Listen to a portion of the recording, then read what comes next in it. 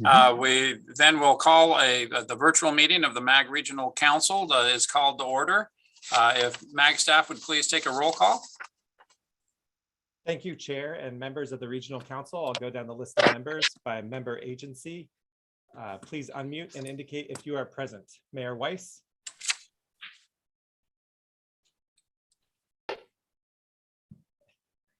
Mayor Wilson. I'm here. Thank you. Mayor Orsborn. Present. Thank you. Mayor Les Peterson. Present. Thank you. Vice Mayor Smith. Present. Thank you. Mayor Hartke. Here. Thank you. Mayor Hermosillo. Mayor Walter. Vice President, President Bernadine Burnett. Mayor Dickey. Here. Thank you. Mayor Riggs. Governor Lewis. Mayor Bridget Peterson. Here. Thank you. Mayor Wires. Vice Mayor Hampton. Here. Thank you. Mayor Molina. Here. Thank you. Mayor Schoaf. Present. Thank you. Mayor Price. Supervisor Hickman. Mayor BN Wilner. Mayor Carlott. I'm here. Thank you. Mayor Gallego. Supervisor Goodman. Mayor I'm Barney. here. Thank you. Mayor Barney. I am here also. Thank you. President Javier. Mayor Ortega. Mayor Hall. I'm here. Thank you. Mayor Woods. Mayor Pereira. Present. Thank you. Mayor LaVault. Yes, sir. I'm here. Thank you. Ms. Daniels. Present. Thank you. Mr. Meck. And our chair is here. Is there anyone that I missed? Mayor Hermosillo is here. Thank you. Anyone else? Thank you, Chair. We have quorum. All right, thank you, Ben. Just a reminder, please unmute your device before speaking and mute when you're not speaking to create a positive experience for all of our attendees. Phone participants should use *6 to mute or unmute and *9 to raise your hand. Before we move forward on today's agenda, I know we have to acknowledge, and I know that I speak for really everyone on this call when we extend our heartfelt sympathy to Mayor Lord's family and to the entire city of Goodyear. Mayor Lord's leadership, as I know we all agree, will be felt not only in this organization, but throughout the Valley for generations to come. She played an instrumental role in generating the support needed to approve our regional transportation plan known as Momentum, and in a number of other efforts over the years as a public servant. So again, she will be greatly missed. Mayor Joe Pizzolo was appointed to fill the remainder of Mayor Lord's term. Mayor Pizzolo is represented today in this meeting by Vice Mayor Hampton. So on that somber note, we'll move forward with the agenda. Our next agenda item is the call to the audience. Members of the public were asked to submit written comments related to this meeting through the MAG website. Comments may be sent at any time leading up to the meeting, but must be received at least 1 hour prior to the posted start time for the meeting. This is the opportunity for the public to comment on items that fall under MAG's jurisdiction that are not on the agenda or that are on the agenda for discussion and not for action. MAG staff, have we received any public comments? If so, please read them at this time. Thank you, Chair and members of the Regional Council. No public comments were received for the call to the audience or any other item on the agenda. Okay, thank you, Ben. Item 3 on our agenda then is the Executive Director's report. MAG Executive Director Eric Anderson will give his report. Eric.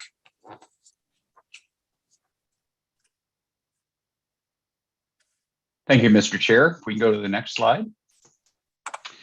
Some news and notes that may be of interest to you. First of all, our modeling crew, our transportation modeling crew have hit the big time. We're recognized by FHWA in the Innovation of the Month for how we're using crowdsourcing data for transportation planning purposes.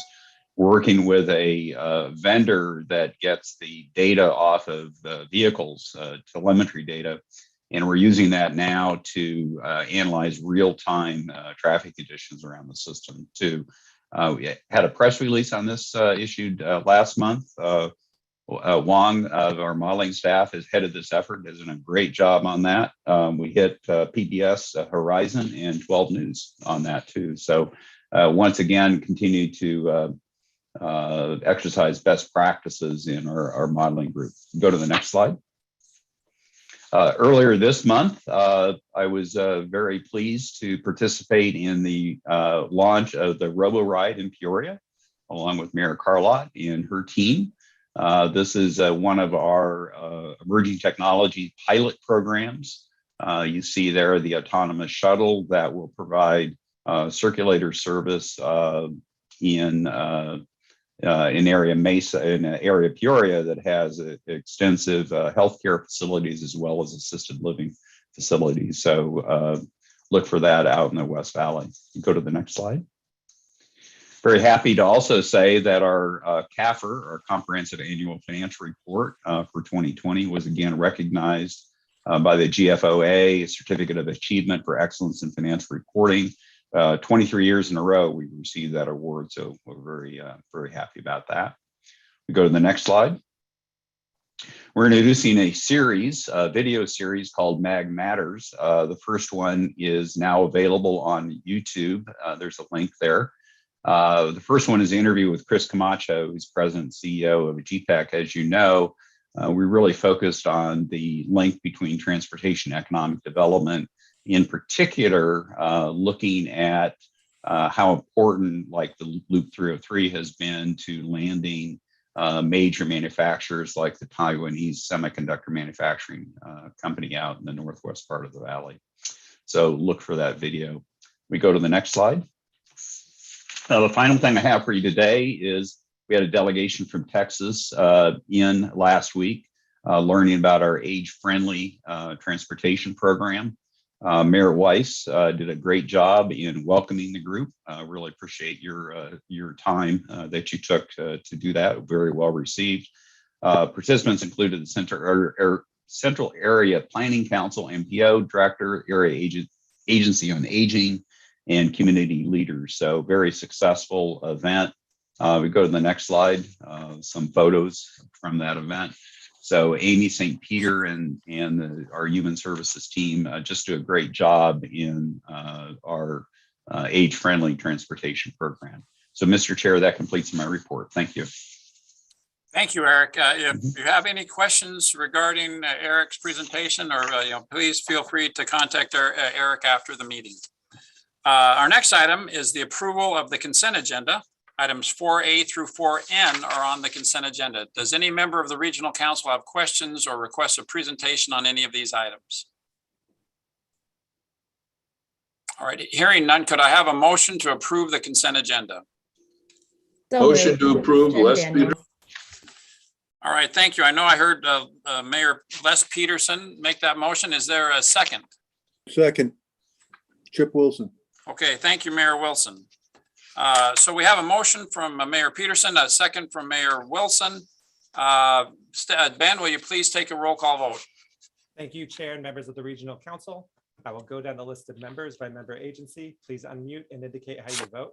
Mayor Weiss. Mayor Wilson. Yes. Thank you. Mayor Osborne. Aye. Thank you. Mayor Les Peterson. Yes. Thank you. Vice Mayor Smith. Yes. Thank you. Mayor Hartke. Yes. Thank you. Mayor Hermosillo. Yes. Thank you. Mayor Dickey. Aye. Thank you. Mayor Bridget Peterson. Yes. Thank you. Vice Mayor Hampton. Yes. Thank you. Mayor Molina.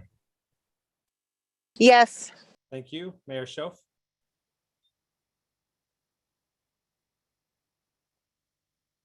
Mayor Carlott.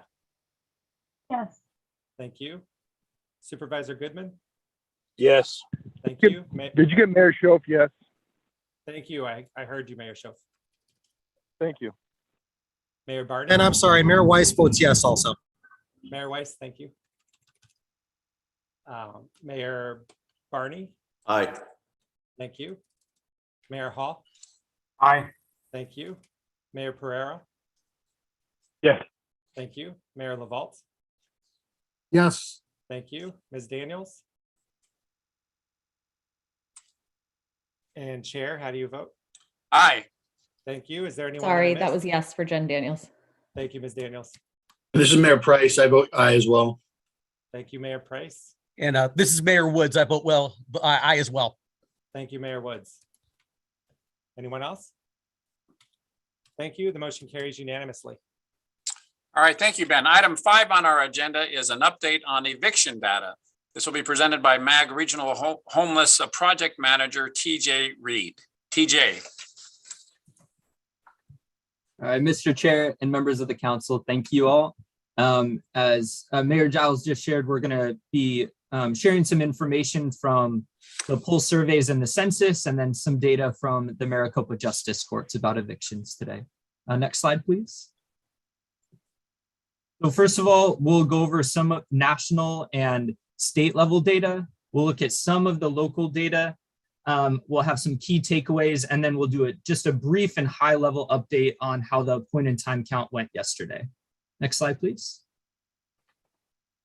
All right, so first of all, I want to give some credit to a professor out of Arizona, or University of Arizona, Keith Bentel. He has been doing analysis on the pulse survey data from the census, which is surveys that are going out every few weeks during the pandemic to provide more up-to-date figures on how samples of people in our communities are doing. And so one of the questions that was asked is what in Arizona renters who are not currently caught up on payments. And so overall, we're seeing that about 12% reported in this, that they are still not caught up on rent payments as of October 2021. The next slide, please.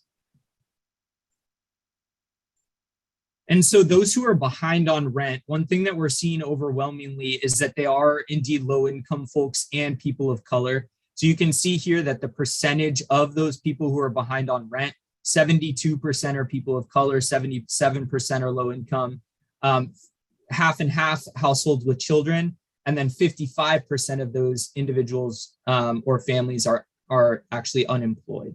And this is again for all of Arizona. Next slide, please.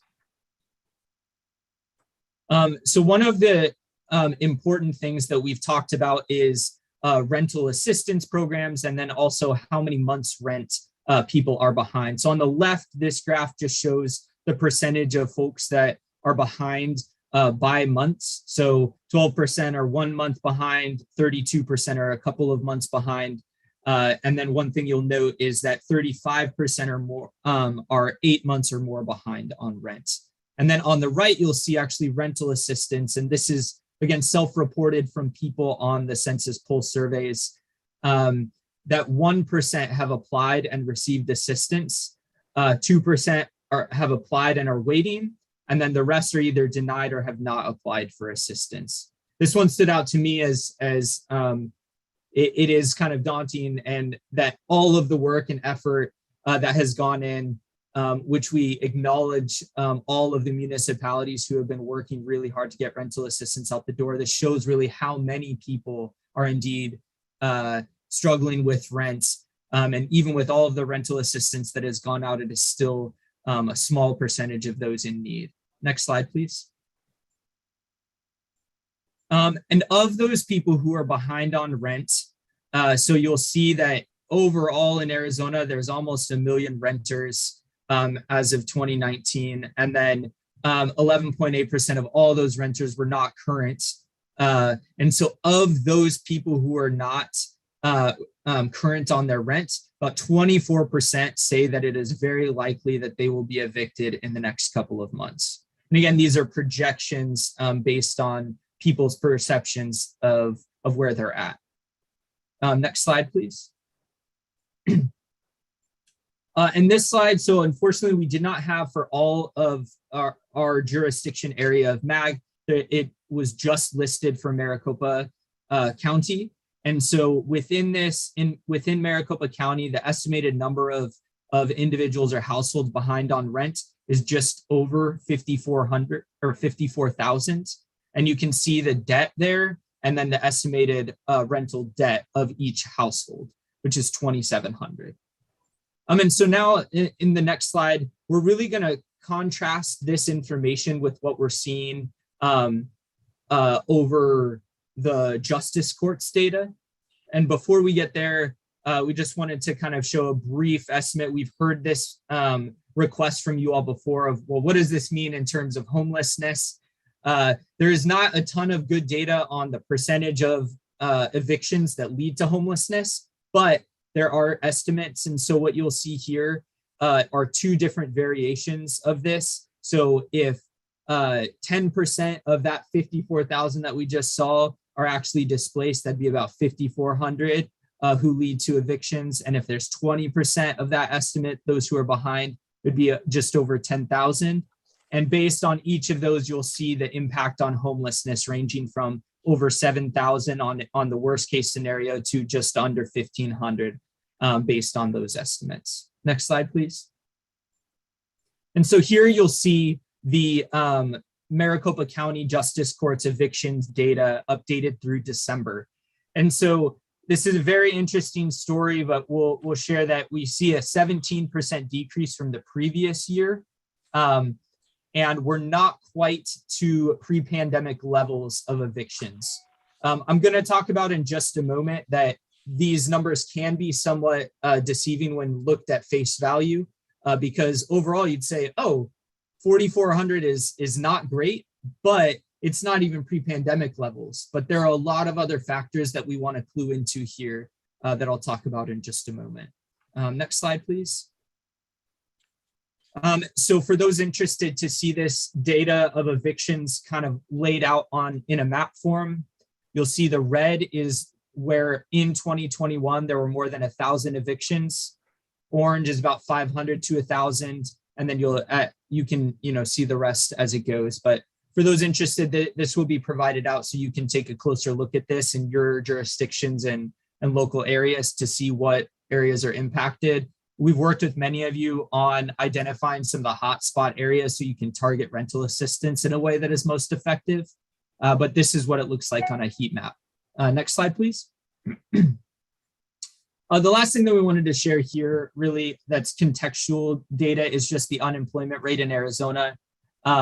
We have seen this number continue to go down since what's documented here is November of 2020 to October of 2021. We're now just at 5.2%, coming down from just under 7%.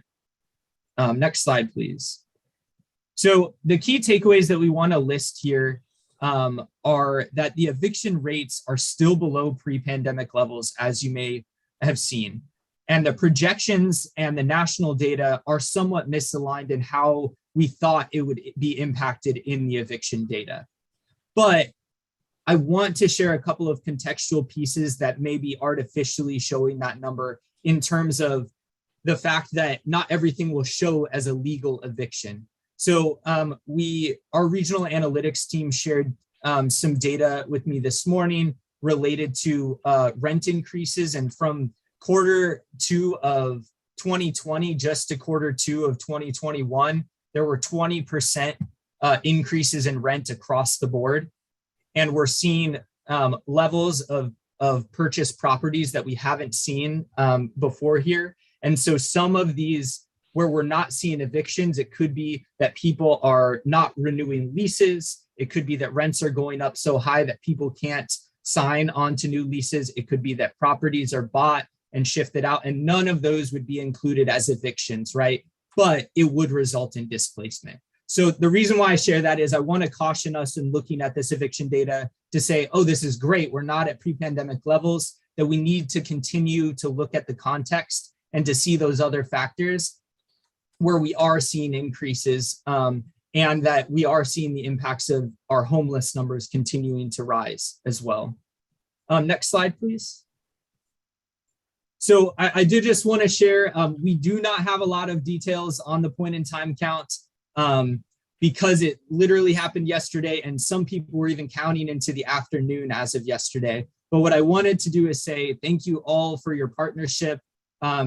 thank you all for really gathering the troops and the volunteers to get out there and to support this effort to be able to get a better understanding on who is experiencing homelessness and what is going on. We had a lot of different media coverage across the county and working with MAG staff as well.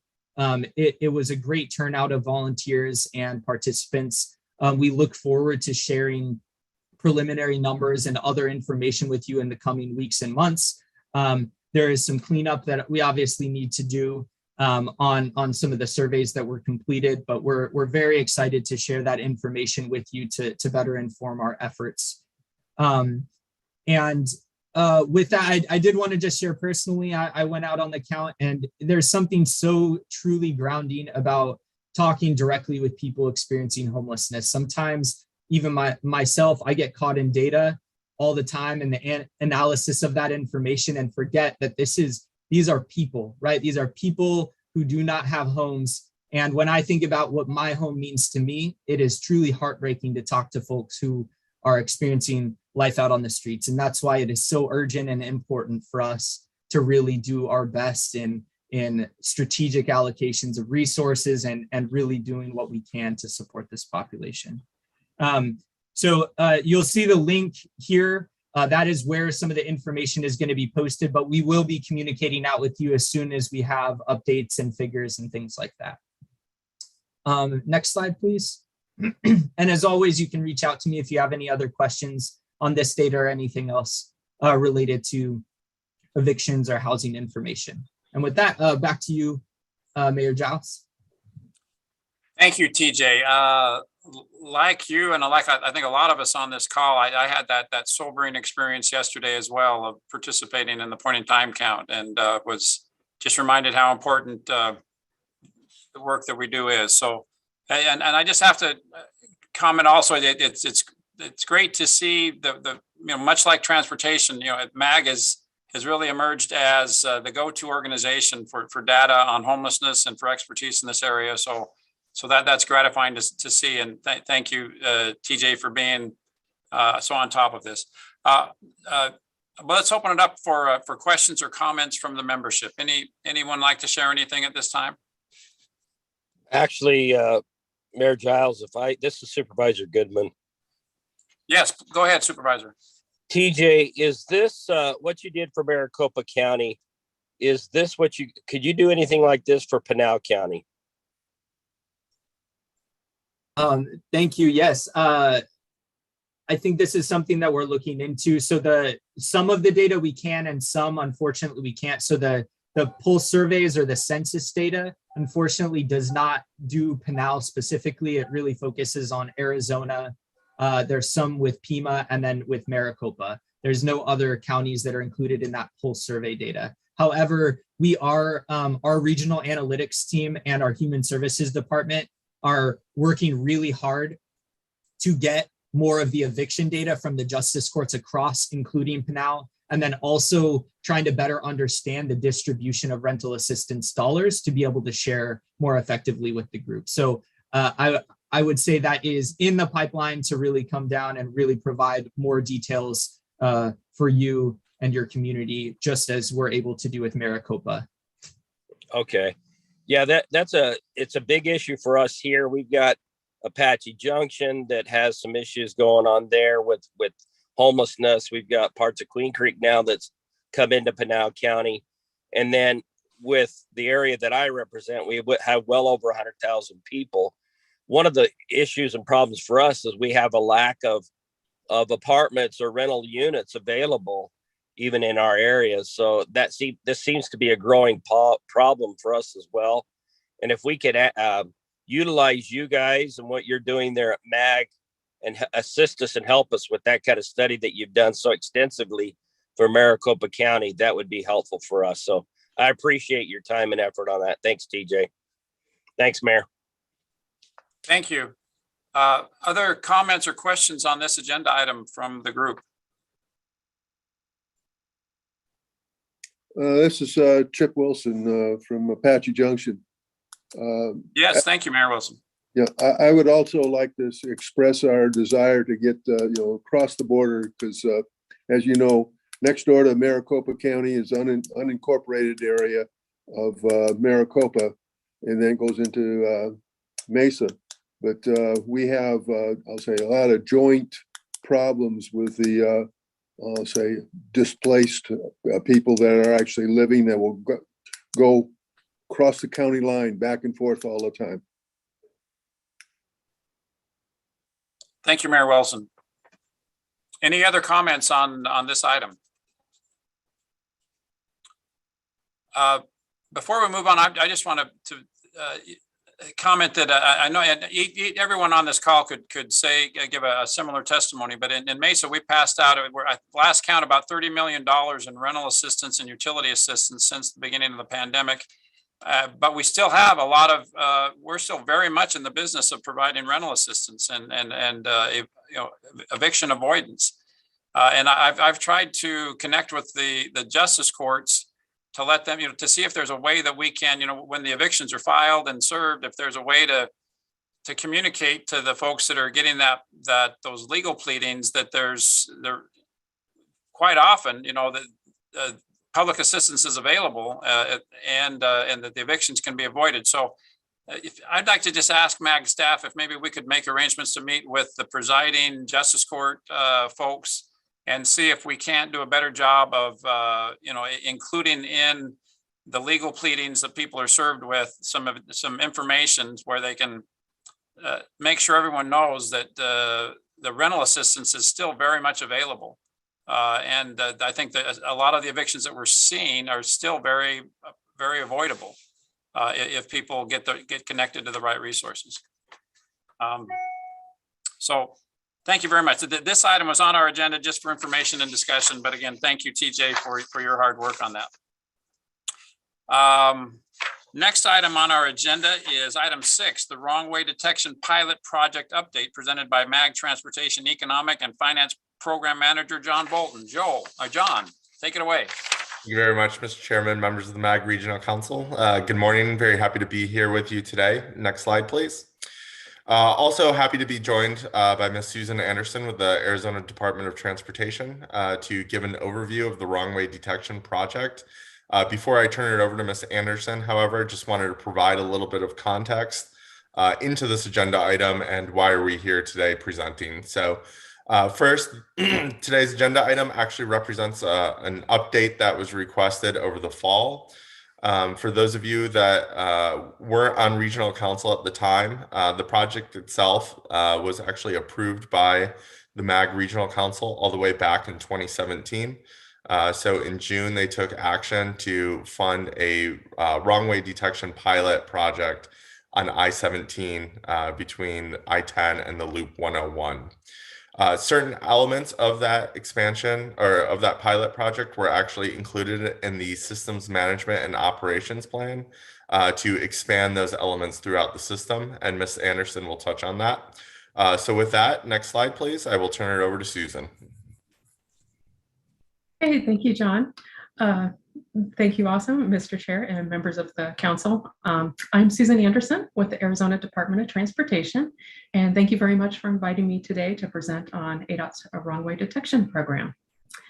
As you're all aware, wrong way crashes are a nationwide problem, and Arizona sadly is not exempt from that. So to provide a little bit of context, prior to deploying the pilot project, ADOT did review crash data over a period of time from 2004 to 2014.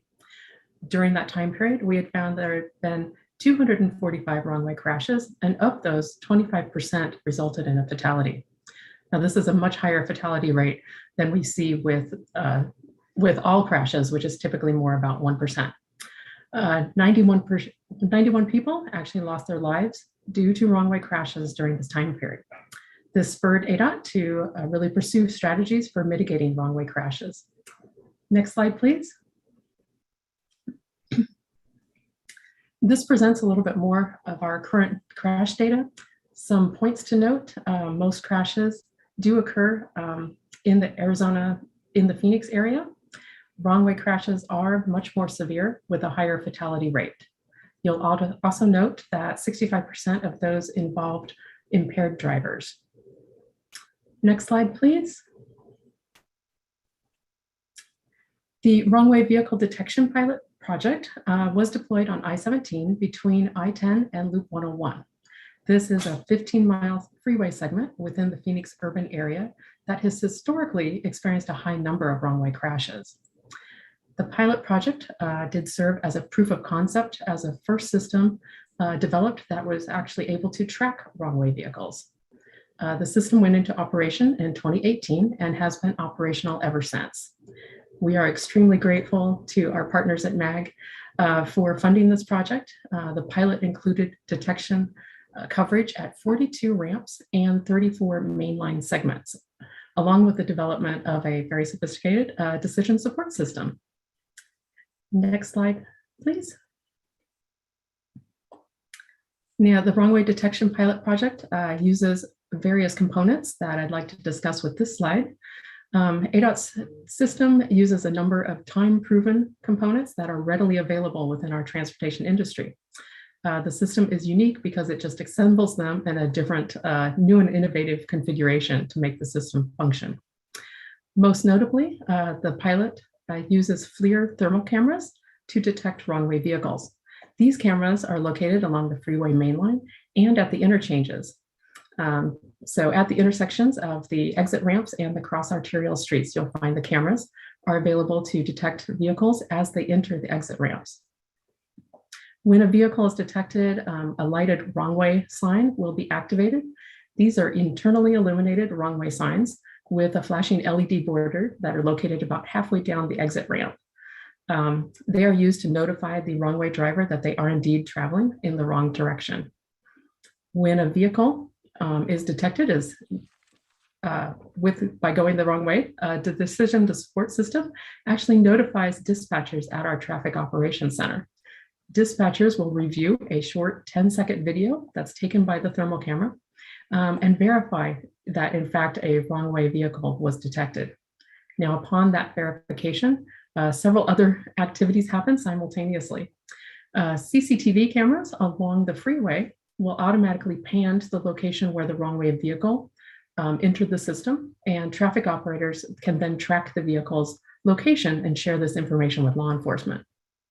Messages are posted on our dynamic message boards located upstream of the event. This is used to notify right-way drivers that a wrong-way vehicle may be ahead. There is also verification. Entry ramp meters are preempted to a red signal to in an attempt to restrict incoming traffic from entering the freeway.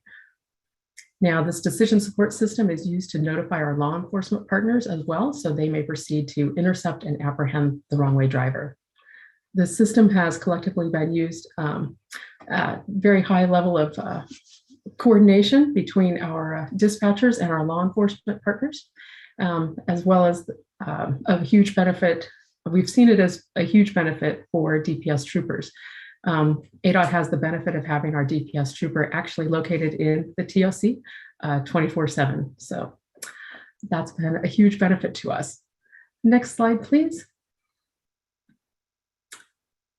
This summary is provided to indicate the number of wrong-way crashes before and after deployment of the I-17 detection system in 2018. You'll note there's not been a significant change in the number of crashes, yet ADOT is now able to detect the events that occur within the pilot segment. So detection has really been a key piece to being able to inform law enforcement of these events. Next slide, please. The data indicated here indicates that more frequent occurrences happen on Friday, Saturdays, and Sundays, and most of the wrong-way events happen in the nighttime hours. The graph on the right is displaying the increase in events detected in 2018. With the cameras, ADOT's been able to detect 54 wrong-way events, yet if we had relied only on 911 calls, we only would have reported 15 events. So there's been a significant improvement with being able to detect the wrong-way events in the I-17 corridor.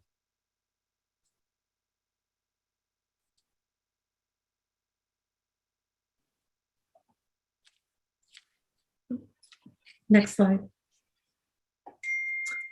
The pilot project has been quite successful and operates as it was designed. First, the system provides increased detection with thermal cameras at the interchanges. Traditionally, wrong-way vehicles were reported by 911 calls, yet the thermal camera system has detected 3 times as many events.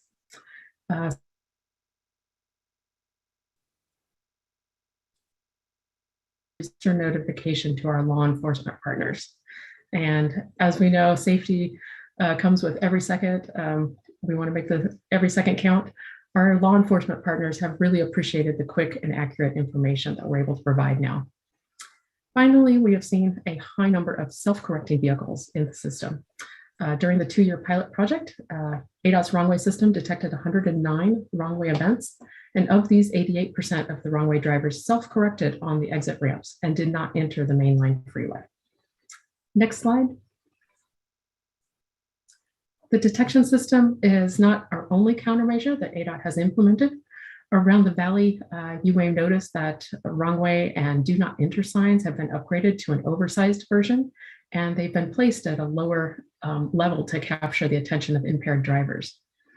As single point urban interchanges as well, signing and turning arrows have been standardized. So ADOT's continuing to educate the public through our awareness campaigns, our ADOT app, and updated traffic school material.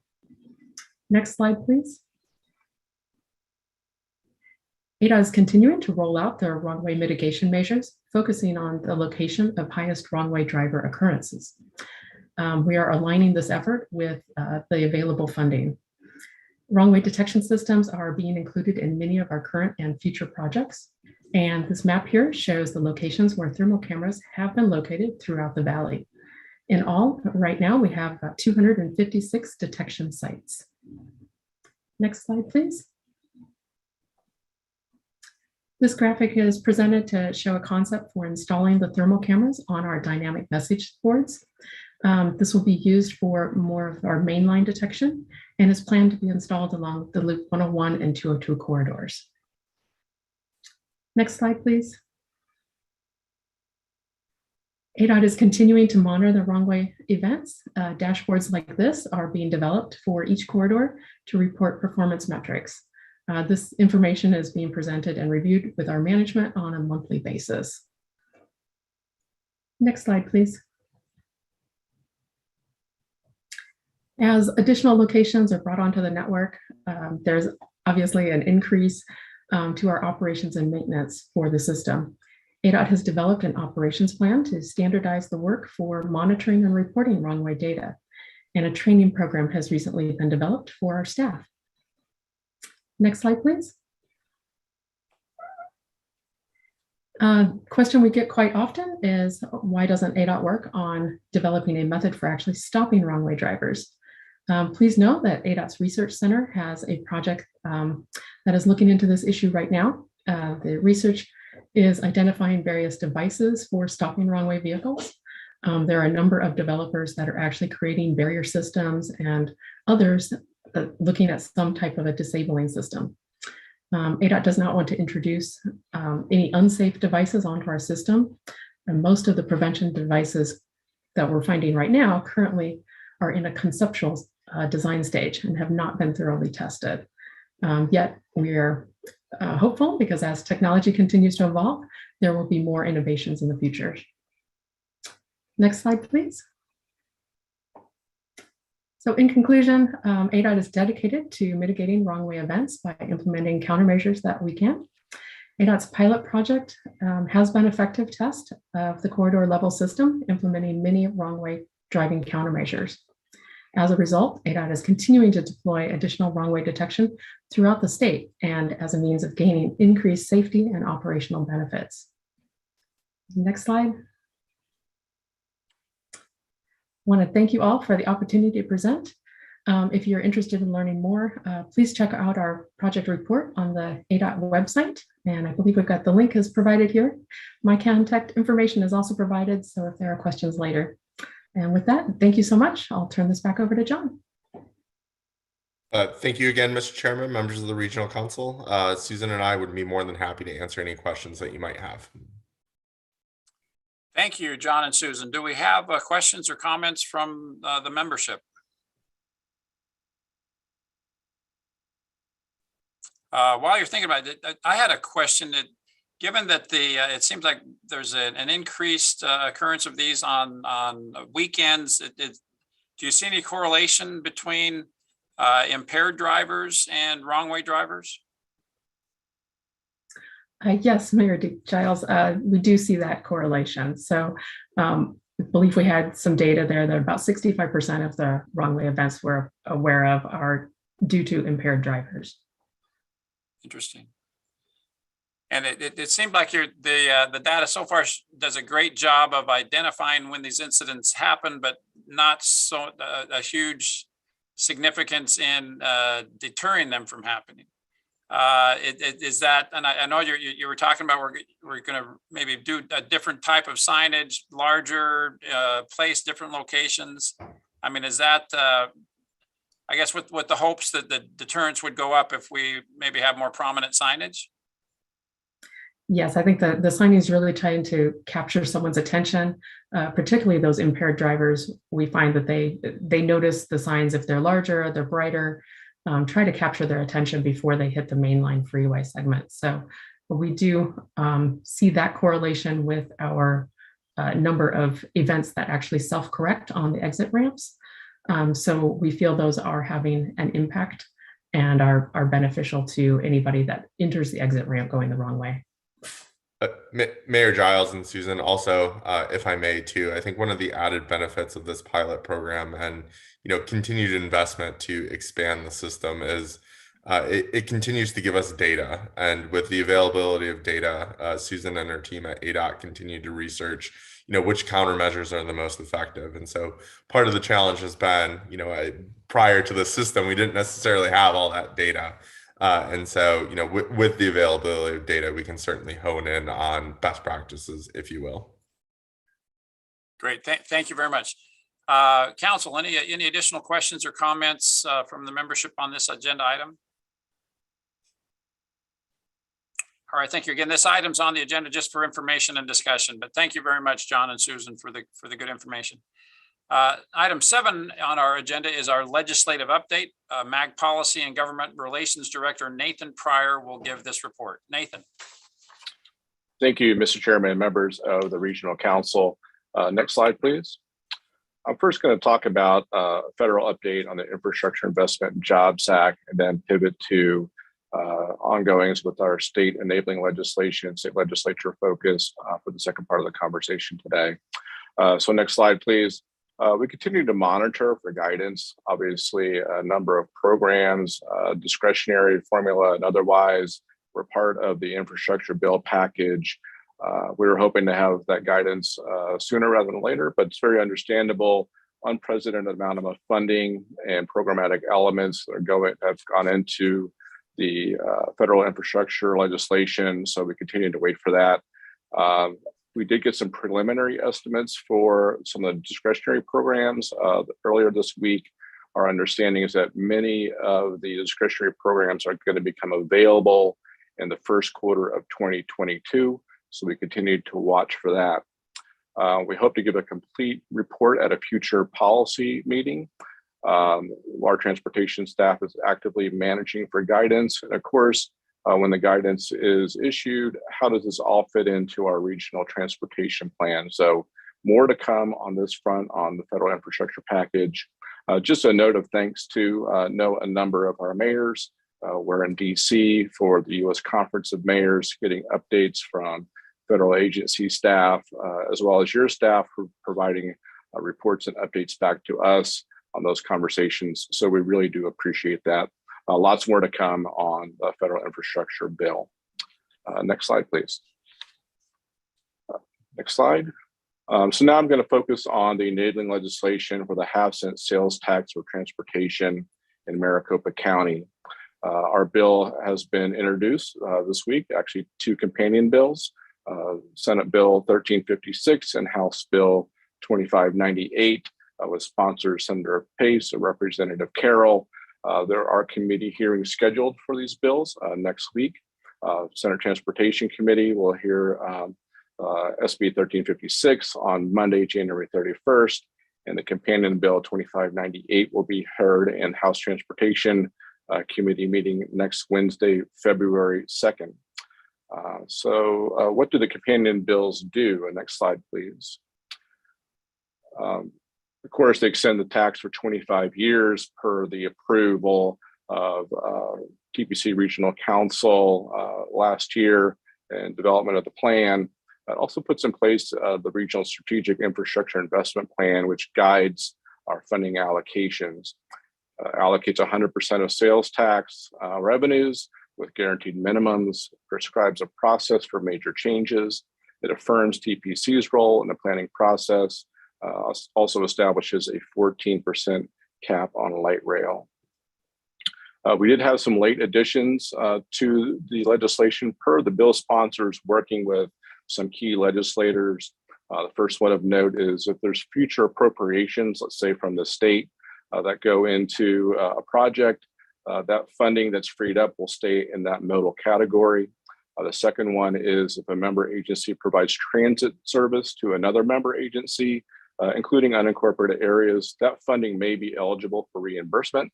And the last addition is it adds 2 members to the Transportation Policy Committee from unincorporated Maricopa County. Those would be appointed by the Senate President and House Speaker. Next slide, please. So what can you do? Obviously, a lot of activity, committee hearings coming up. We, of course, encourage you to contact your legislators in supporting these bills. Please consider signing in support of these bills. Of note, we've been working closely with the business community. Those include tracking interactions and meetings with legislators. The business community has been holding lunch and learns, so thanks for that. In fact, there's one going on right now during this meeting. And Mayor Wires is attending that. He attended one last week as well, so we thank him for his active involvement in this. We also thank members of the business community for working on this important enabling legislation. And of course, thank you to our member agencies for reaching out to legislators, members of the Regional Council, your staff, your intergovernmental relations staff. We really appreciate all the work that's gone into these conversations with legislators. Mr. Chairman, understanding that we have a draft letter that could go to Senator Pace and Representative Carroll to help them as they have conversations with their respective colleagues. A draft letter could reaffirm the vote and approval of MAG Regional Council on the elements of the plan. So we have that ready to go. I think that'd be very helpful for our bill sponsors as they do look to line up votes in their respective committees and hopefully when these bills head to the floor. With that, Mr. Chairman, I'm available for any questions. Thank you very much, Nathan. Before we open up for questions, I just want to say that the idea of this letter going out, I think is a very good one. I think we need to help. I think we knew all along that we were going to need to stick together as this made its way through the legislature and all hands on deck from MAG, to lobby and let our legislators know that this plan is something that we worked very hard on, that there was a lot of compromise, a lot of thought and effort and study that went into this plan. So we feel like it's baked, when we take it to the legislature, and it's not, a suggestion, but it's actually a very well thought through. And, everyone on this call can testify to the compromises that we all made to come up with this plan and get it right. So I think just reiterating that, underlining that in this letter to Pace and Carroll, is an excellent suggestion. But so those are my 2 cents. Having said that, any other questions or comments from our membership on Nathan's update? Mayor Giles, this is Kathy Carlett.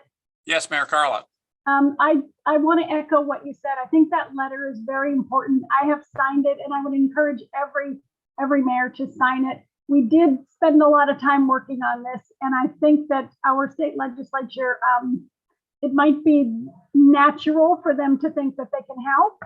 And so they have already, tried to make some changes along the line. But as we know, this is a very balanced plan, and we have worked hard to make sure that every area is spoken for and that everyone gets at least a compromised part of what they want.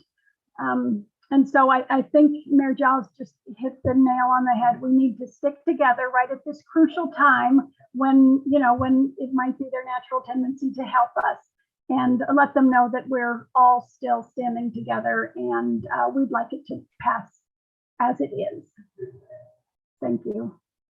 Thank you very much, Mayor Carlett. Other comments on this item? Mr. Chairman, if I may, it's Nathan Pryor. Yes, Nathan. Just some of the mechanics of the letter for those of you who are unaware.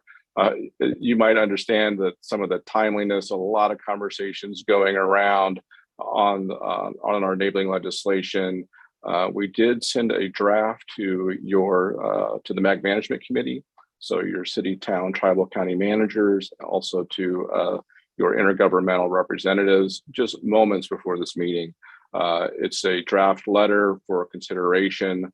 Hopefully they will sit down with you and review. Also this afternoon, at the conclusion of this meeting, we can certainly follow up with any and all members of regional council to secure those signatures on the letter. So hopefully there's no surprises here, just hopefully understanding that we're working quickly to address these issues. So that's given some of the timeliness and mechanics of the letter.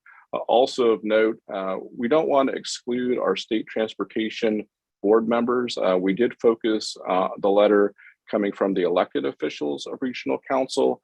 That's not to exclude anybody. We're just being respectful of our elected officials versus our appointed state transportation board members, not to be exclusionary. We can also follow up with them individually regarding the letter. So Nathan, I know the time is of the essence. Everyone on this call should, I think what you're suggesting, proactively get with our intergovs and make sure that they know that it's time to respond to that letter and add their names to that letter sooner than better, or sooner than later, right? Yes, Mr. Chairman, members of the Regional Council, that's a great point. Ideally, we would have this to Senator Pace, Representative Carroll by the close of business today. So we'll do our best to get those signatures. Thank you. Any additional comments or questions from our membership? Okay, thank you very much, Nathan. Again, this item is on our agenda for information and discussion only, but I would also suggest that it's on for individual action. Please respond to that email and get your name on this letter. Next item on our agenda are any requests by regional council members for an item on a future agenda. All right, hearing none, item 9 on our agenda is comments or announcements from the membership. Anyone like to share anything with us? All right, thank you very much, ladies and gentlemen. Our business is now concluded and this meeting is adjourned. Thank you. Bye-bye.